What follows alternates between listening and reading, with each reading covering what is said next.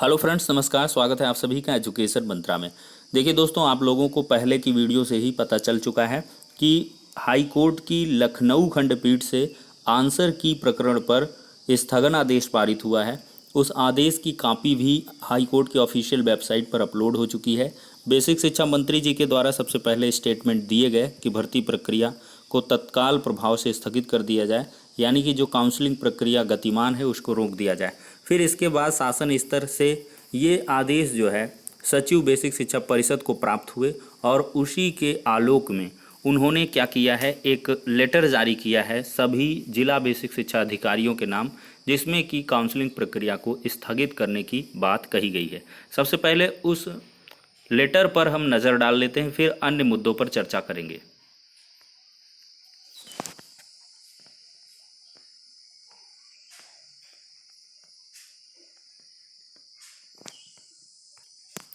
यहाँ पर देख रहे हैं दोस्तों, प्रेषक हैं सचिव उत्तर प्रदेश बेसिक शिक्षा परिषद प्रयागराज, समस्त जिला बेसिक शिक्षा अधिकारी उत्तर प्रदेश। देखिए यहाँ पर क्या कहा गया है कि विभिन्न प्रकार के जो शासनादेश हैं उनका संज्ञान लिया गया है। फिर कहा गया, माननीय उच्च न्यायालय इलाहाबाद खंडपीठ लखनऊ द्वारा रिट याचिका संख्या 8056 ऑफ 2020 ऋषभ मिश्रा व अन्य बनाम उत्तर प्रदेश व अन्य में सुनवाई करते हुए 3 जून 2020 को पारित आदेश का प्रभावी अंश निम्नवत है। In light of above, I am clearly of the opinion that a case for interim relief has been made out by the petitioners। देखिए जो भी डिस्कशन हुआ उसके अकॉर्डिंग जज साहब ने कहा कि एंटरिम रिलीफ की मांग की गई है पेटिशनर्स के द्वारा। The notification dated 8/5/2020 whereby the final answer key has been issued is hereby stayed, यानी कि जो 8/5/2020 को उत्तर कुंजी फाइनल आंसर की जारी हुई है उसको स्टे कर दिया गया है। And all proceedings pursuant to the notification dated 8/5/2020, यानी कि 8/5/2020 के नोटिफिकेशन के अकॉर्डिंग जितनी भी प्रोसीडिंग्स हुई हैं, यानी कि जैसे रिजल्ट का आना, फिर उसके आधार पर जिला आवंटन करना, उसकी सूची निर्गत होना, काउंसलिंग आदेश होना, सब के सब are also stayed until next date of listing, यानी कि जो नेक्स्ट डेट ऑफ लिस्टिंग 12 जुलाई है तब तक ये सारी की सारी प्रक्रियाएं, यानी कि संपूर्ण भर्ती प्रक्रिया पर स्थगन आदेश पारित हुआ है। उक्त के संबंध में मुझे यह कहने का निर्देश हुआ है कि माननीय उच्च न्यायालय द्वारा पारित उपर्युक्त आदेश दिनांक 3/6/2020 के अनुपालन में 69,000 सहायक अध्यापक भर्ती प्रक्रिया में संप्रतिगतमान समस्त कार्रवाई को अग्रिम आदेश तक स्थगित किया जाए। यानी कि सचिव साहब के द्वारा सभी जिला बेसिक शिक्षा अधिकारियों को ये निर्देश दे दिए गए हैं कि अग्रिम आदेशों तक सारी की सारी जो भी प्रक्रियाएं हैं उनको स्थगित कर दिया जाए। कृपया तदनुसार कार्रवाई सुनिश्चित करें। तो इसके अकॉर्डिंग ही कार्रवाई करनी है। तो अब दोस्तों इसके कॉन्सिक्वेंसेस देखिए। जैसे कि नीचे आप देख सकते हैं एक लेटर है जिला बेसिक शिक्षा अधिकारी लखीमपुर के द्वारा कि सचिव बेसिक शिक्षा परिषद प्रयागराज पत्र संख्या फला के अनुपालन में तत्काल प्रभाव से अग्रिम आदेशों तक स्थगित की जाती है। यानी कि काउंसलिंग प्रक्रिया लखीमपुर, फिर इसके बाद अन्य जो जनपद है फटाफट उनमें ये ऑर्डर जो है कंप्लाइंस होता चला जाएगा। मतलब सारे के सारे जनपदों की जो काउंसलिंग है तत्काल प्रभाव से रुक गई हैं। अब आपको एकदम से परेशान होने की आवश्यकता नहीं है। बहुत सारे अभ्यर्थियों कमेंट आ रहे थे कि सर मेरी कल से काउंसलिंग है, क्या मैं उसके लिए निकलूं, या कुछ लोगों ने व्हीकल का अरेंजमेंट किया था, तो वो सब लोग एकदम से रुक जाएं। सचिव बेसिक शिक्षा परिषद का आदेश आ चुका है। सभी संबंधित जिला बेसिक शिक्षा अधिकारी इसके आदेश का कड़ाई से पालन करेंगे और समस्त काउंसलिंग प्रक्रिया को स्थगित कर देंगे।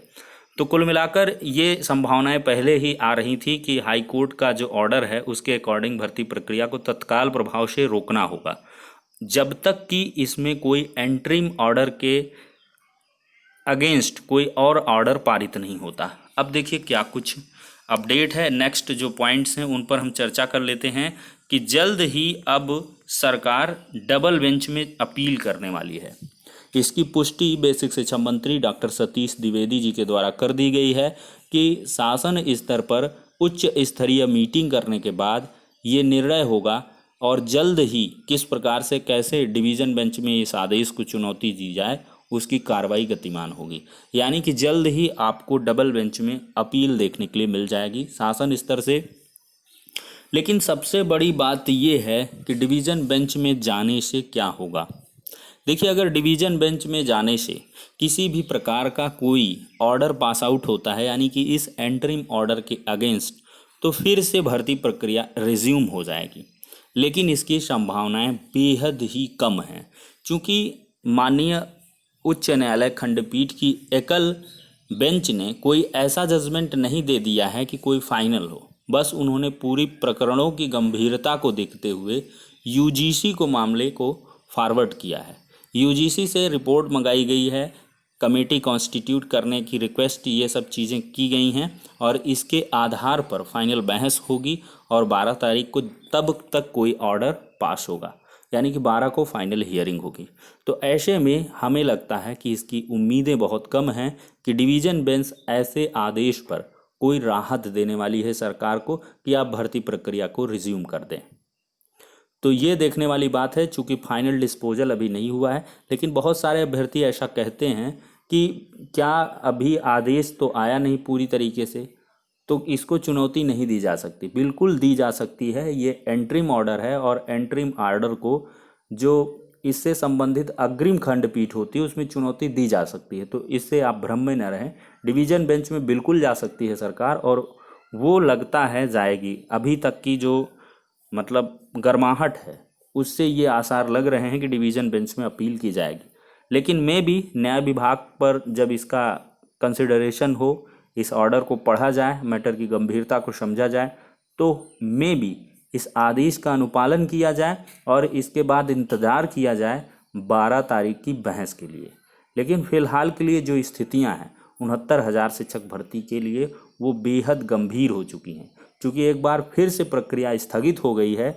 और ऐसे में देखिए, एक बार जब स्थगना आदेश सिंगल बेंच से पारित हुआ था तो कितने पापड़ बेलने पड़े थे और कितना लंबा वक्त लगा था, तब जाके रिज्यूम हुई थी भर्ती। मतलब जब कोई भर्ती प्रक्रिया रुक जाती है तो विभिन्न प्रकार की बाधाएं, अड़चनें उसमें सिर चढ़कर बोलने लगती हैं। अड़चनों को आप देख ही रहे हैं। हम भले ही कुछ ना कहें, लेकिन एमआरसी को लेकर, शिक्षा मित्रों के भारांक मुद्दे को लेकर विभिन्न प्रकार की जो याचिकाएं हैं वो जल्द ही पड़ने वाली हैं। क्योंकि क्या है, बहुत सारे अभ्यर्थी जिला आवंटन से खासे नाराज हैं, क्योंकि उनका किसी को गृह जनपद जो है वो अलॉटमेंट नहीं हुआ है और एमआरसी का जो आवंटन है उसके लिहाज से कुछ ऐसे अभ्यर्थी बाहर हुए हैं, ऐसी आशंका है। तो उसका क्लैरिफिकेशन तो तभी हो पाएगा जब शासन स्तर से निर्धारित गुणांक जारी किए जाएं कि किस गुणांक पर किसका सिलेक्शन हुआ है। तो ये विभिन्न प्रकार के मुद्दे हैं। जैसे शिक्षा मित्रों के भारांक को लेकर एक बहुत बड़ा मुद्दा है कि जो शिक्षा मित्र माननीय सुप्रीम कोर्ट के आदेश के अनुपालन में उनका समायोजन निरस्त किया गया था, लेकिन उन्होंने दूरस्थ माध्यम से बीटीसी प्रशिक्षण नहीं प्राप्त किया था, तो उनको भारांक नहीं दिया गया है।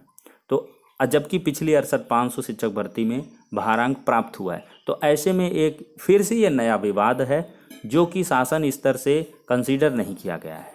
तो अगर शिक्षा मित्रों की ये मांग नहीं की जाएगी, चूँकि बहुत सारे शिक्षा मित्र सिलेक्शन से बाहर भी हो गए हैं और बहुतों को सुदूर जनपद के जो ज़िले हैं या कह लें जो जिला आवंटन है वो उनके अकॉर्डिंग नहीं हो पाया है।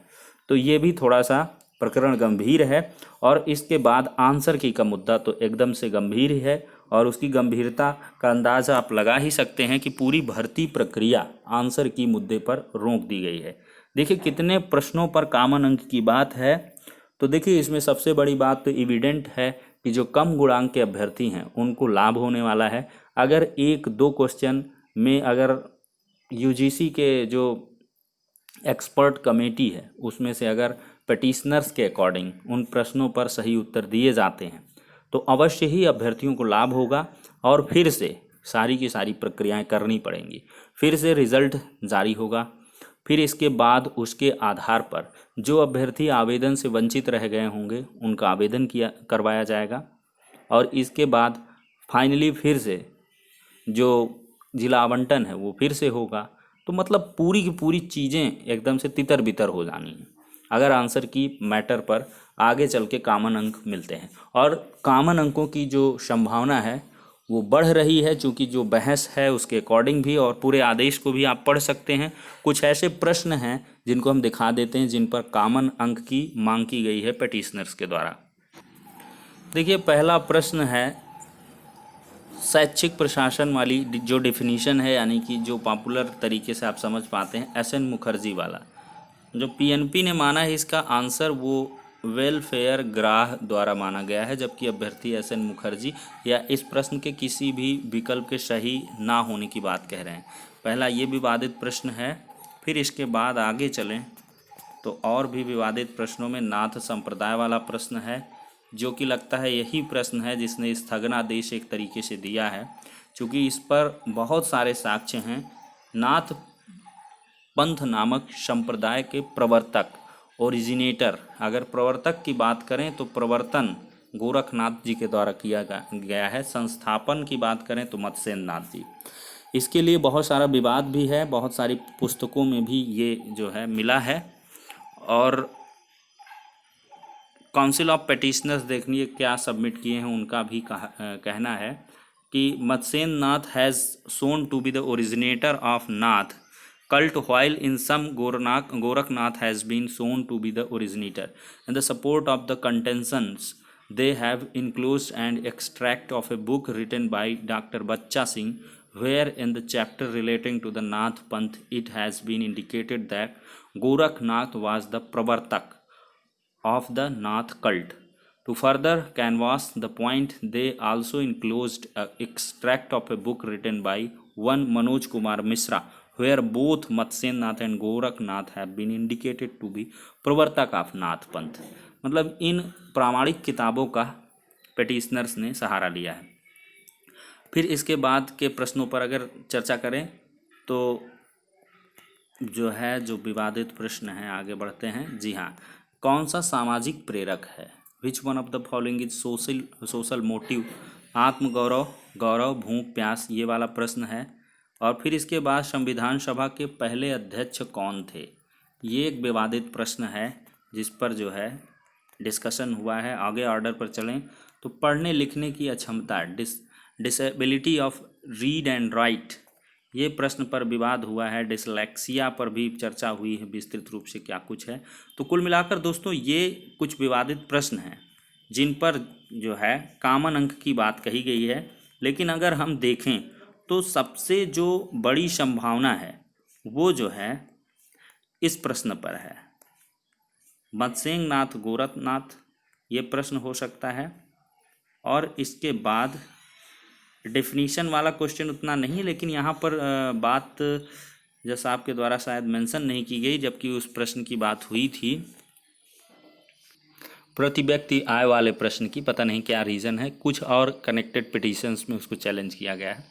लेकिन सबसे बड़ी बात यह है कि जैसा आपका जो ऑर्डर है उसमें जो भी ऑब्जेक्शन हैं पेटिशनर के, सभी ऑब्जेक्शंस पर यूजीसी की जो टीम है वो कार्य करेगी।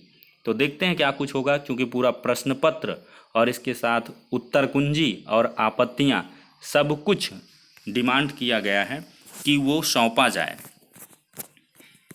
फिर इसके बाद इसमें डिसीजन हो। देखिए इसमें साफ साफ दिया है,